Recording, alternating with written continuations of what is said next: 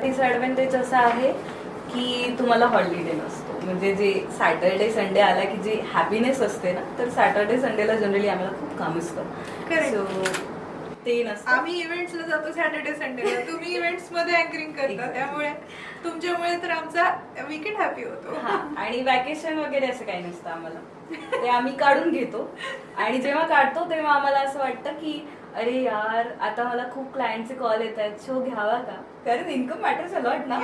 Smile जी आहे ती 24 crate वाली आहे, की ऍक्च्युअल मध्ये ती नसेल कदाचित, किंवा मला समोरचे नाही आवडलं असेल काही गोष्टी, एखाद्याने मला उगीच काहीतरी येऊन ऍटिट्यूड दिला असेल सुरुवातीला, अच्छा तुम्ही अँकर आहे का, असंही घडतं. तर मग असं असेल तरी पण मी बोलताना तेवढाच स्माइलनी बोलणार, अरे हो मीच ती.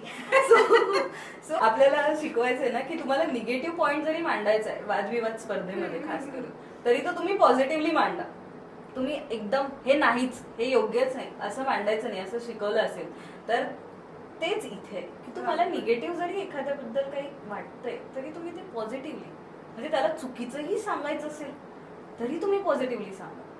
याच्यामध्ये असं नाही की तू फक्त इव्हेंट तुला स्वतःलाच मॅनेज करायचे, तू तिथे पोहोचणार कशी, तू तिथून येणार कशी, तुझं ट्रॅव्हलिंग, तू तिथे कुठल्या लोकांसोबत बसणार उठणार, बॅक स्टेजच्या मागे तू कोणासोबत बोलणार आहे. सो ती भीती पण असते, बिंग अ फिमेल ते तुला काळजी घ्यायला लागते. सो हे सगळं जमलं पाहिजे.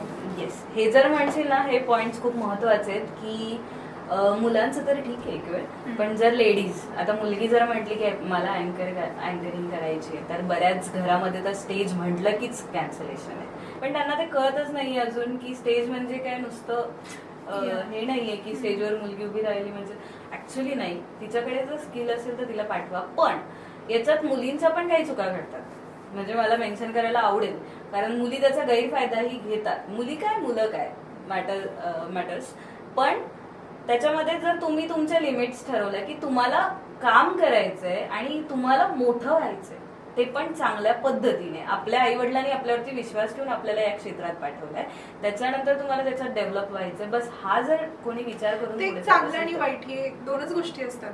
आपण कुठली दिशा ठरवतो ते आपल्यावर आहे. आणि म्हणजे हे प्रोफेशन असं आहे की वाईट दिशा लवकर समोर दिसते आणि असं वाटतं की नाही आपण, पण ते नाही, ते स्वतःला कंट्रोल करता आलं पाहिजे. ज्याला काय म्हणतो आपण त्याला, ज्याला ग्लॅमरस असं जग पहिल्यांदा बघायला मिळतं, किंवा ज्याला बघून असं वाटतं हे वाव हे किती छान आहे, तर त्याच्यात जो होरपळून जातो तो नाही पुढे जाऊ शकत. पण ज्याला ठीक आहे ना, ठीक आहे अजून मिळेल, ग्राउंडेड राहावं माणसाने, ग्राउंडेड, याच्यापेक्षाही चांगलं होऊ शकतं, किंवा हे चांगलं आहे ठीक आहे, उद्या हे असेल नसेल. एक्झॅक्टली.